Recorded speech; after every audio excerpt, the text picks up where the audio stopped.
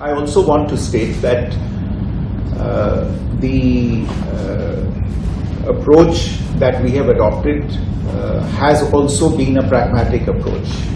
We are no strangers to the momentous changes that have taken place in the region, in the world, in Bangladesh as well. But our pragmatic approach has driven our engagement, which has remained with the authorities in Bangladesh, the interim government in Bangladesh. The only point I would make is that for this to be sustained and become the basis for even better relations in the future, we all need, on both sides, need to work on a facilitating environment. And what I mean by that is that it is important in this context to avoid statements or actions that vitiate the atmosphere. On our side, I would like to point to some of the efforts that we have made. The Prime Minister was, I think, among the first, if not the first, major world leader to welcome Professor Muhammad Yunus when he took over as Chief Advisor of the interim government in Bangladesh. He invited him to participate in the Voice of Global South Summit, and we were very glad that Professor Muhammad Yunus did so. I undertook a visit to Bangladesh. Some of you may have seen that or reported on that. I felt that it was a very useful visit and provided the opportunity to clarify many issues in the situation at that point in time. And of course, we have continued with working level meetings between the two sides on several issues, whether it is to deal with the borders, to deal with the rivers, to deal with trade, to deal with our bilateral developmental cooperation. As you know, Bangladesh is possibly our largest partner when it comes to concessional finance related arrangements. So all of these engagements have continued.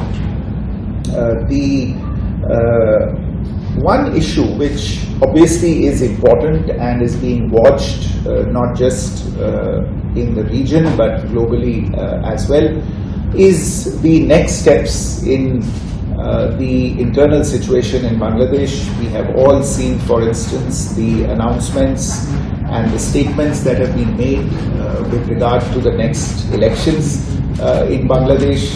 I understand that time frame for February has been indicated in this regard. I want to be very, very clear on this one matter. If there is any doubt in anybody's mind, that India is firmly in favor of free, fair, inclusive and participatory elections in Bangladesh, and it is in favor of these elections being held at the earliest possible time. We are encouraged by the fact that Bangladesh authorities themselves have spoken about a time frame for these elections, and we would look forward to these elections taking place. As I said, we hope that they are held without any delay, and also that we are looking forward to engage with any government that emerges as a result of these elections. It will be a government, obviously, that will be elected with a popular mandate, and we will work with whichever government that the people of Bangladesh choose to represent them. An associated point is that I think if you take a look at the geography of the region as well as our history, it should be clear that we in India have a stake, a very important stake in peace, progress, stability and development in Bangladesh. All of these issues are related to regional stability, and obviously we have a stake in regional stability. We attach the highest importance to it, not just for ourselves, but because it is also in our mutual benefit. Just a few words about the economic partnership, the commercial partnership between our two countries.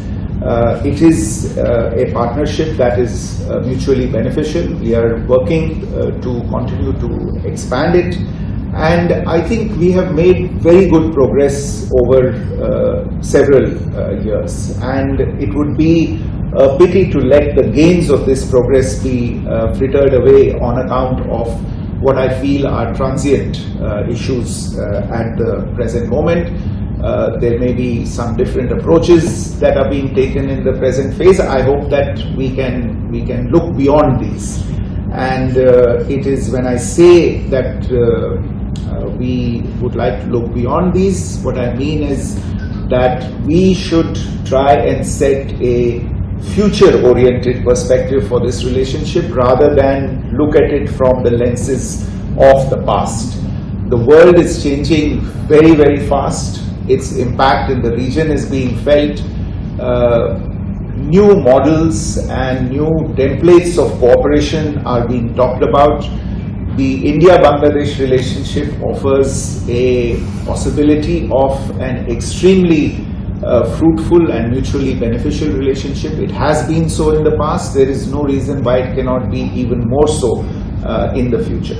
So I think we need to look at a forward oriented agenda and narrative for our relationship, and one again I emphasize that is not only mutually beneficial but also people-centric. People must be at the center of all of our activities and initiatives, and therefore we should look at greater and more intense economic linkages, at connectivity, whether that is physical or financial or commercial or technical or energy related. We already have advances and initiatives in these areas. We should deepen these.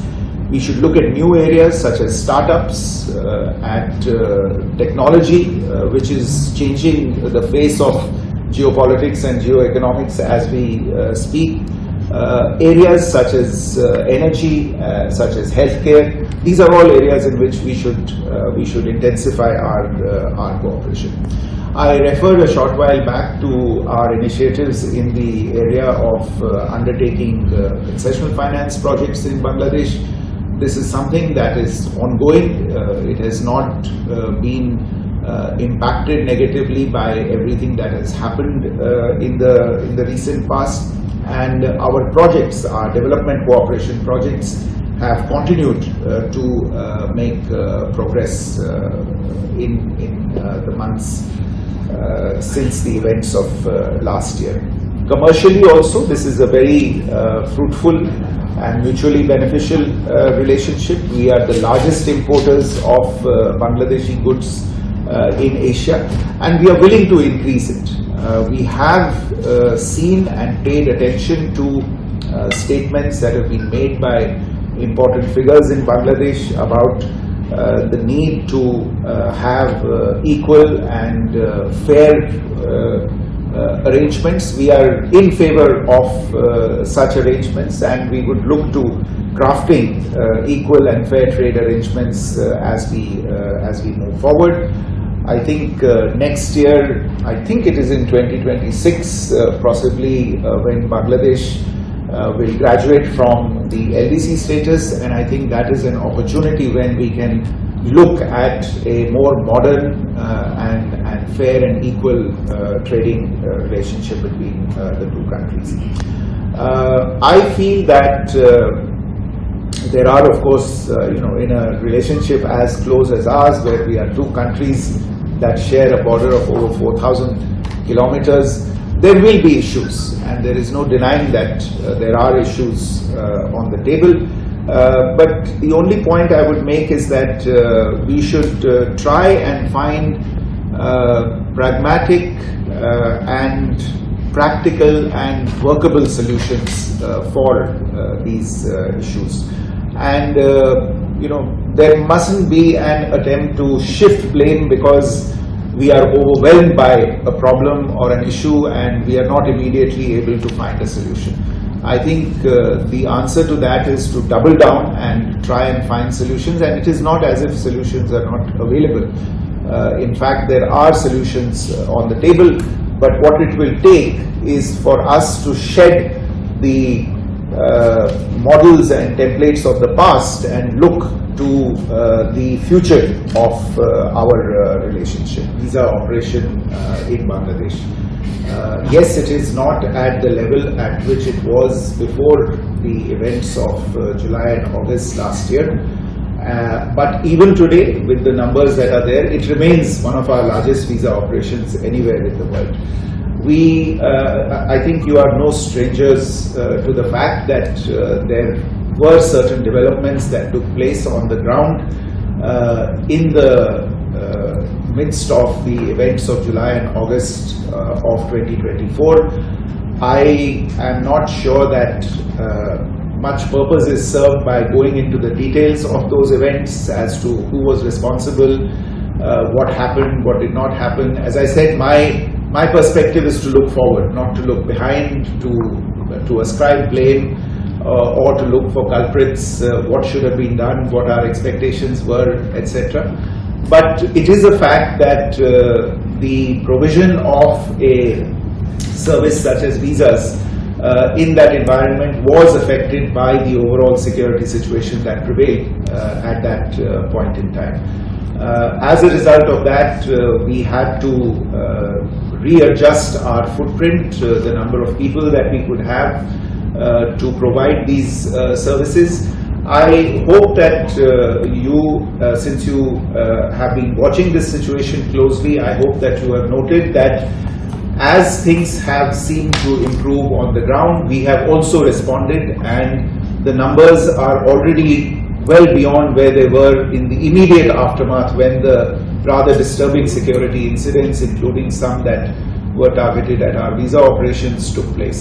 I can assure you that as we move forward, there will be an evolution of our stance with regard to this issue, keeping in mind, exactly as you have said, the people-centric relationship that we have.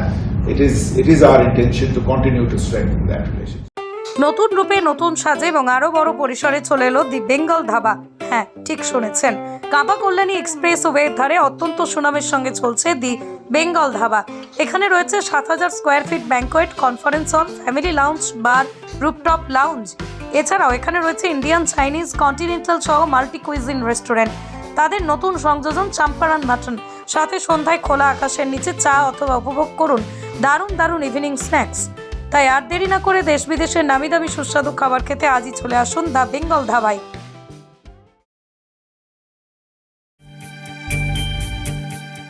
কি রে, তোদের হলো?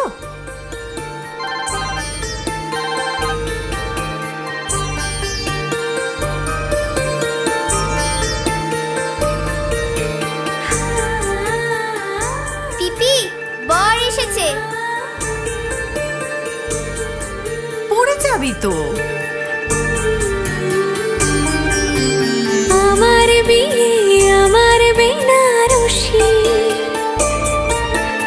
একটা নতুন গল্প তার, মন ছুঁয়েছে মনের মানুষ, স্বপ্ন যে আজ রঙিন। নতুন স্বপ্নে নতুন করে সেজো, Bimal sari centre, Kanchrapara.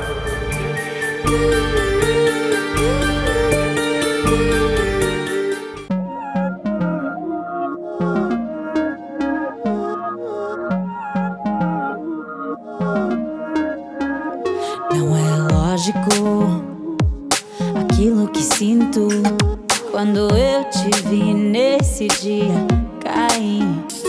Era óbvio, olhando agora, tiveste sempre em frente de mim.